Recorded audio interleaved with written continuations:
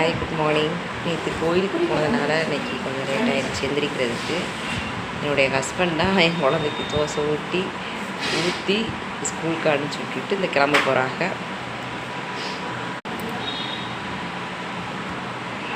ஸ்கூலுக்கு கிளம்பிட்டாங்க. சண்டே பிரதோஷம், நேற்று அமாவாசை அப்படின்னு சாம்பார்னு வச்சு போர் அடிச்சு போச்சு அவங்களுக்கு. சிக்கன் வாங்கிட்டு வந்திருக்காங்க.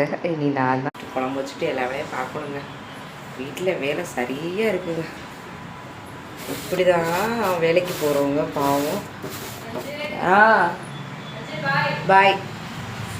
வேலைக்கு போகிறவங்க இப்படி தான் காலைல எழுந்திரிச்சு வீட்டு வேலைகளை முடித்து சமையல் பண்ணிவிட்டு அதுக்கப்புறம் வேலைக்கு போயிட்டு அப்பாடா உண்மையிலேயே பெண்கள் ரொம்ப ரொம்ப ரொம்ப பாவம். ஆண்களும் பாவம் தான். ஆனால் ஆண்கள் டிஃபன் அமைக்கிட்டு வேலைக்கு போயிடுவாங்க. எல்லாமே கஷ்டம்தாங்க. யாரையுமே குறை சொல்ல முடியாது. ஆம்பளைங்க வருஷம் ஃபுல்லாக உழைக்கிறாங்க.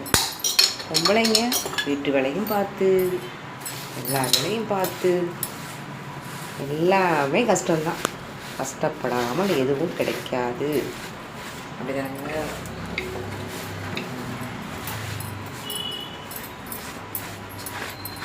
கரெக்டாக அவங்க தான் முகூர்த்த நேரத்தில் எந்திரிக்க சொல்கிறாங்க.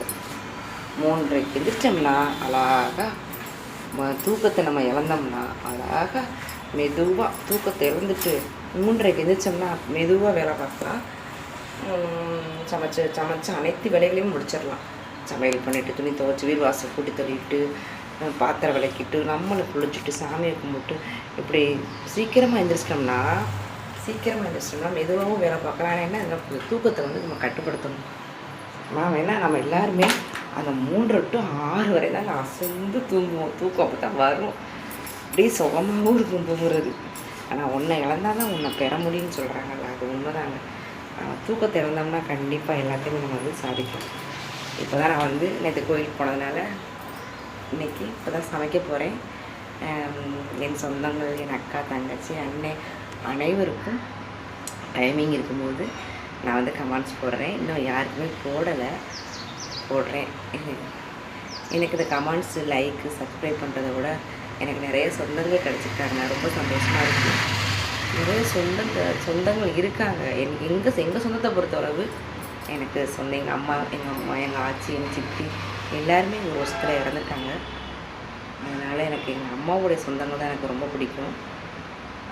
அவங்கள இப்போலாம் இழந்துட்டேன். ஆனாலும் எனக்கு நிறைய சொந்தங்கள் கிடச்சிருக்காங்க. டைமிங் இருக்கும்பொழுது வாங்க நான் கறிக்குழம்பு சமைக்கிறேன். வாங்க சாப்பிட்லாம். பாய்.